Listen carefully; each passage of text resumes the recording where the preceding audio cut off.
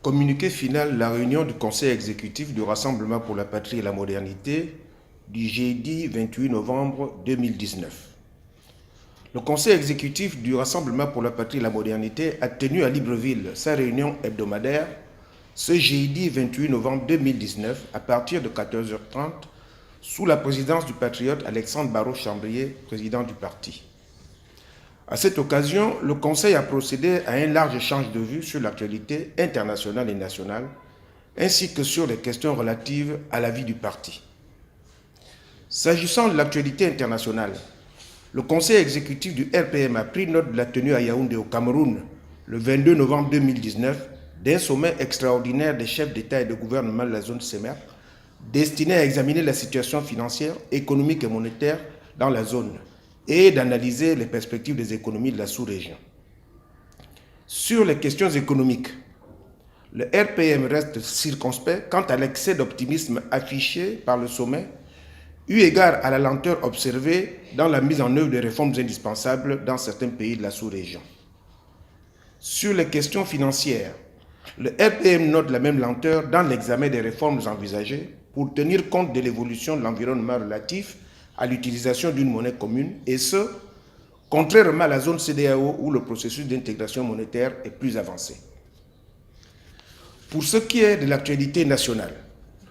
le Conseil exécutif du RPM relève une fois de plus le rétropédalage du gouvernement au regard de sa décision d'annuler le paiement en nature de la redevance minière proportionnelle.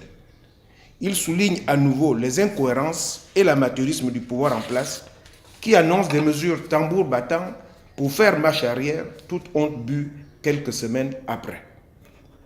Par ailleurs, le Conseil exécutif du RPM prend note de la déclaration faite le 26 novembre 2019 par le syndicat national des magistrats et réitère son rejet de l'immixtion du pouvoir exécutif dans le fonctionnement de la justice. Il encourage les magistrats à faire preuve d'indépendance dans l'exercice de leur noble mission en libérant les prisonniers politiques inutilement maintenus en détention contre le respect des lois et règlements en vigueur. Dans ce sens, le RPM tient à souligner le rôle et la responsabilité devenus négatifs du ministère de la Justice dans tous ces désordres qui, pour la deuxième fois consécutive, s'est affranchi du statut des magistrats en révoquant de manière cavalière de ses fonctions un haut magistrat et vient d'organiser dans des conditions mal maîtrisées et irrégulières une session extraordinaire du Conseil supérieur de la magistrature.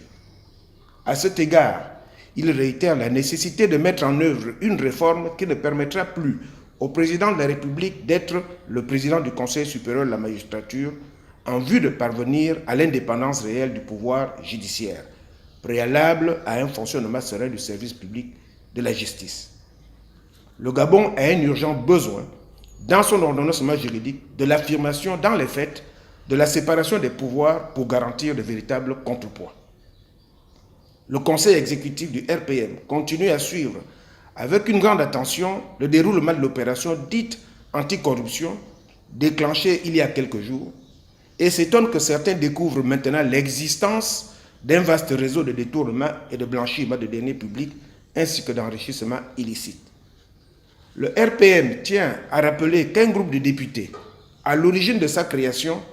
avait dénoncé dès juin 2015 la présence dans les hautes sphères de l'État d'habiles profito-situationnistes aux chaussures enfoncées dans la boue des chemins tortueux de l'enrichissement astronomique sans cause. Au demeurant, cette nouvelle affaire révèle la logique du système qui met en place des institutions publiques sans mécanisme d'alerte, de garde-fou, ni de contrôle et semble découvrir ahuri, à la faveur de l'exacerbation de contradictions de clans en son sein, l'ampleur des détournements. Rappelant son communiqué du 21 novembre dernier, le Conseil exécutif du RPM exige, tout en appelant au respect des procédures judiciaires et des droits humains, que les investigations en cours concernent aussi bien ceux qui s'en sont rendus coupables, les commanditaires tapis dans l'ombre, que ceux qui en ont bénéficié, notamment à l'occasion des dernières élections législatives et locales où d'énormes sommes d'argent dont on devine la provenance ont circulé au vu et au su de tout le monde. Il apparaît en conséquence indispensable, si l'on veut moraliser la vie politique, de se pencher sur la question du financement des campagnes électorales. En outre, le conseil exécutif du RPM a appris qu'un nouveau déraillement de train, le troisième en moins d'un an, s'est produit le jeudi 28 novembre 2019 entre les gares de Lastourville et de Milolé, avec pour conséquence l'interruption du trafic ferroviaire pour une durée indéterminée. Il renouvelle sa préoccupation exprimée en mai dernier quant à la récurrence des accidents sur la voie ferrée et constate l'incapacité du gouvernement et de l'autorité de régulation des transports ferroviaires, l'ARTF, à prendre des mesures efficaces pour garantir dans la durée le bon fonctionnement du chemin de fer. Dans un tout autre domaine, le conseil exécutif du RPM a pris note de la reprise depuis lundi 25 novembre 2019 du dialogue politique entre l'Union européenne et le gouvernement gabonais. Dialogue qui porterait sur les droits de l'homme, les libertés fondamentales, la gouvernance démocratique et les élections.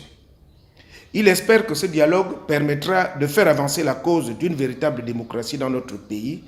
gage de sa stabilité politique, de son progrès économique et social, ainsi que de la cohésion de son peuple. Par ailleurs, le conseil exécutif du RPM exprime sa solidarité avec les populations sinistrées du Haut-Ogooué, de l'Angounié, du Moyen-Ogooué et de l'Ogooué maritime suite aux inondations provoquées par les pluies diluviennes qui s'abattent dans ces provinces et constate que le gouvernement tarde à prendre à court terme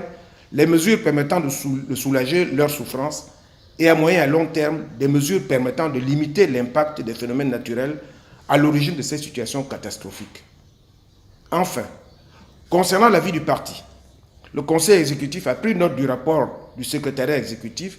sur le programme d'implantation des structures du parti ainsi que sur d'autres sujets d'intérêt majeur et donné aux responsables concernés les instructions appropriées en vue de leur mise en œuvre. Faite à Libreville le 28 novembre 2019.